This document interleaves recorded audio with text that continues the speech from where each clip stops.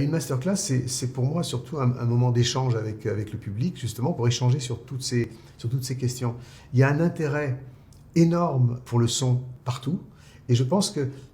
c'est important aussi, justement, à cette occasion, de rappeler à quel point on est défricheurs en France. Oxymore, par exemple, dont on va parler, bien sûr, qui est un hommage en même temps à Pierre-Henry, qui est vraiment un des premiers défricheurs de la musique électroacoustique, c'est-à-dire les premiers avec Pierre Schaeffer. Finalement, la musique n'est pas fondée sur les notes basées sur le solfège, mais fondée sur le son, et qu'en fait, ce qui différencie le bruit de la musique, c'est finalement la main du musicien, le geste du musicien, et qu'on peut mélanger le son d'un saxophone avec celui d'un corbeau ou d'une vache, d'un chien, et puis le son d'un moteur avec des percussions ou autre. Ça, c'est quelque chose qui est né en France, qui est devenu une grammaire, qui est la grammaire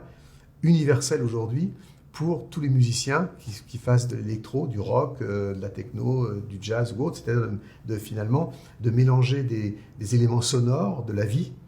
à l'intérieur d'un arrangement, d'une orchestration. Et je pense que ça, la France en est à l'origine.